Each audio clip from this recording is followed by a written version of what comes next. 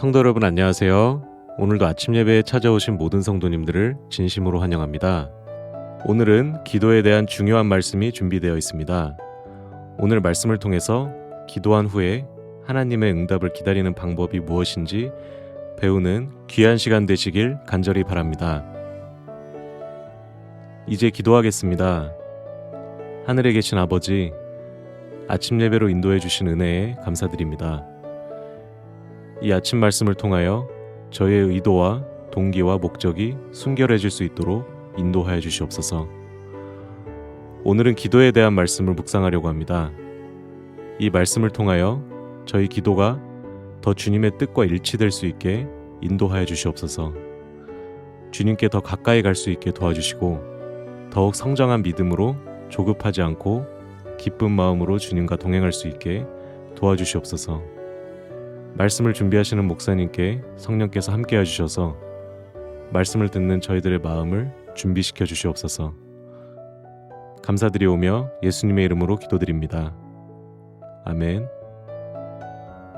오늘 저희가 함께 묵상할 제목은 하나님의 응답을 기다리라입니다. 이제 목사님께서 권면의 말씀을 전해주시겠습니다. 안녕하십니까? 오늘 말씀의 묵상은 하나님의 응답을 기다리라입니다. 성도 여러분, 기도했으면 기다려야 하는 것입니다. 왜냐하면 하나님을 믿기 때문에 기다릴 수 있는 것입니다. 하나님께서 최선의 방법으로 응답하실 것을 믿기 때문에 기도하면 기다리게 되는 것입니다. 본문 성경절입니다. 에가서 3장 26절, 사람이 여호와의 구원을 바라보고 잠잠히 기다림이 좋도다. 우리가 그리스도의 이름으로 기도했으면 평강한 마음을 가지고 기다릴 수 있습니다. 왜냐하면 기도는 내 뜻을 하나님께 알려주는 통보가 아니기 때문입니다. 물론 기도는 우리의 소원을 간구하는 것입니다. 그러나 하나님의 뜻이 무엇인지 알기 위해서 기도하는 것에 초점이 맞춰져야 되는 것입니다. 하나님의 뜻은 언제나 최선이고 언제나 우리를 위한 것입니다. 그러므로 하나님의 뜻대로 간구할 때 우리에게 최적의 응답이 이루어지는 것입니다. 그래서 우리가 믿고 기다릴 수 있는 것입니다. 가장 중요한 조건은 하나님의 뜻을 내가 알고 기도하느냐, 거기에 맞춰져 있는 것입니다. 자, 오늘 내용을 읽겠습니다. 성경에는 여호와를 기다리는 자들에게 주는 귀한 약속들이 있다. 우리 모두 우리의 기도에 대한 즉각적인 응답을 갈망하며 기도가 즉시 응답되지 않으면 시험을 받아 낙담한다. 왜 많은 사람들이 기도하고 그렇게 애타게 응답을 기다릴까요? 많은 경우에 내 뜻을 들어달라고 간청했기 때문이 아닐까요? 성도 여러분, 응답받는 기도의 비밀은 하나님께서 마음껏 응답할 수 있는 기도를 드리는 것입니다. 그러므로 하나님께서 응답하시는 속도는 하나님께 달린 것이 아니라 우리 자신에게 달려있는 것입니다. 내가 어떤 기도를 드렸는가에 달려있는 것입니다. 성도 여러분, 많은 경우에 기도의 응답은 내 자신의 신앙과 내 영성의 깊은 관계가 있습니다. 내 신앙의 그릇이 준비되어 있고 내 영성이 준비되어 있으면 하나님께서 원하시는 만큼 응답하실 수 있다는 것입니다. 우리가 이런 사실을 알면 우리 신앙에 큰 도전을 받게 되는 것입니다. 기도를 하고 하나님을 원망할 이유가 전혀 없게 되는 것입니다.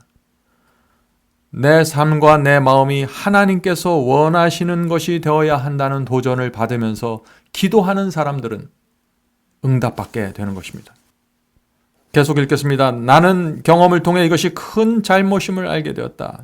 즉시 응답받으려고 초조하고 애태우는 것, 큰 잘못이라는 것입니다. 기도가 지체되는 것은 우리의 특별한 유익을 위해서이다. 하나님께서 우리의 기도를 응답을 지체하실 때 우리를 위해서 지체하신다는 것입니다. 하나님께서 안타까워서 지체하는 것이 아니라, 하나님의 능력이 부족해서 지체하는 것이 아니라 우리를 위해서 지체해 주신다는 것입니다. 자, 왜 지체해 주실까요?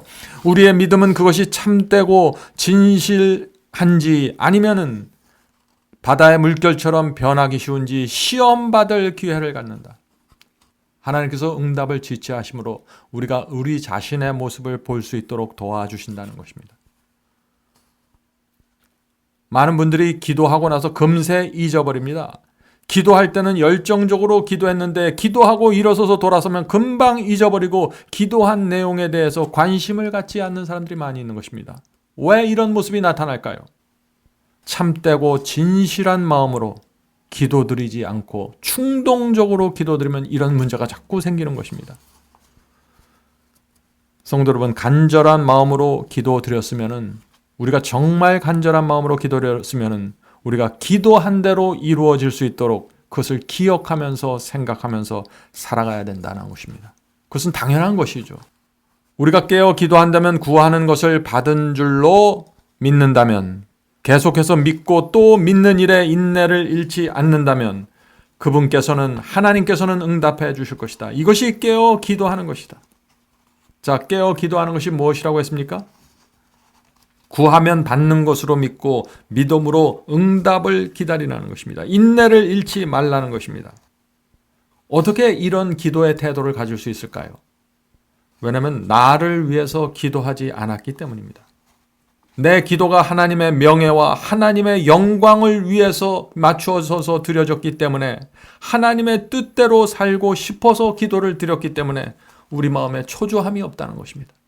하나님께서 내 마음을 아시고 내 동기와 목적을 아시기 때문에 응답에 대한 확신을 갖고 기도드릴 수 있고 기다릴 수 있다는 것입니다.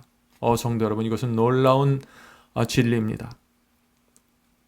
기도가 응답되는 그 타이밍을 하나님께 전적으로 넘겨드릴 수 있는 사람이 되는 것입니다. 왜냐하면 이 기도는 하나님의 명예와 영광을 위해서 드려졌다는 확신이 내 마음속에 있기 때문이죠. 우리는 기대와 소망을 가지고 믿음의 기도를 지켜야 한다. 우리는 확신을 가지고 그것을 지킴으로 믿음 없는 자가 되지 말고 믿는 자가 되어야 한다. 의인의 기도는 결코 잃어버림을 당하지 않는다. 여기서도 기도드린 자의 태도가 나오죠. 기대와 소망으로 믿음의 기도를 드릴 것을 지금 강조하고 있습니다. 성도 여러분, 부모는 항상 자녀의 소원에 귀를 기울입니다. 자녀들이 애타는 마음으로 와서 무엇을 말할 때 부모가 단 한마디도 빼놓지 않고 들으려고 애를 씁니다. 우리 하나님께서도 마찬가지입니다. 하나님의 자녀가 드리는 기도에 반드시 응답하십니다. 자, 그런데 여기에 질문이 있는 것입니다. 누가 하나님의 자녀인가? 라는 질문이죠. 로마서 8장 14절에 대답이 있습니다. 로마서 8장 14절, 무릇 하나님의 영으로 성령으로 인도함을 받는 그들은 곧 하나님의 자녀라. 누가 하나님의 자녀입니까? 성령께서 내 마음속에, 내 양심 속에 이 길이 정론이 이 길로 가라고 말씀하실 때 따라가는 자들, 그들이 하나님의 자녀입니다. 어린 양이 인도하는 대로 따라갈 때 그들이 하나님의 자녀입니다. 그런 마음과 정신을 갖고 있는 자녀들이 기도할 때 우리의 하늘 아버지께서 귀를 기울이고 들어주신다는 것입니다. 이것이 성경이 주는 약속입니다. 우리 기대대로 응답되지 않더라도 반드시 응답이 올 것이다. 왜냐하면 하나님의 말씀이 약속하고 있기 때문이다. 성도 여러분, 이것이 믿음입니다. 주님의 뜻대로 기도했다는 확신을 가질 수 있다면 우리는 응답에 대한 확신도 가질 수 있는 것입니다. 왜냐하면 하나님께서 그것을 약속하셨기 때문입니다. 우리는 조용히 하나님을 기다릴 필요가 있다. 이것이 절대적으로 필요하다. 우리의 유용성을 입증하는 것은 우리가 세상에서 일으키는 시끄러움이나 소동이 아니다. 하나님께서 얼마나 조용하게 일하시는지 보라. 성도 여러분, 하나님께서는 조용히 일하시는 분입니다.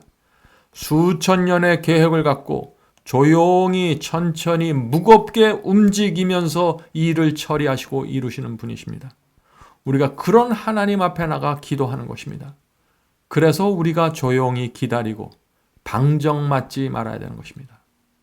하나님과 함께 일하는 자들은 매일 그분의 성령이 필요하다. 자, 기도했으면 조용히 기다려야 한다고 여기 말하고 있죠. 내가 기도한 내용에 대해서 이 사람 저 사람에게 함부로 말하지 않는 것이 좋습니다. 왜 그럴까요? 왜냐하면 하나님께서 어떤 방식으로 언제 어떻게 응답하실지 나는 모르기 때문이죠. 하나님의 지혜에는 1000가지 방법이 있는데 그 1000가지에서 하나님께서 어떤 것을 뽑아서 우리에게 적용하실지 모르는 것입니다.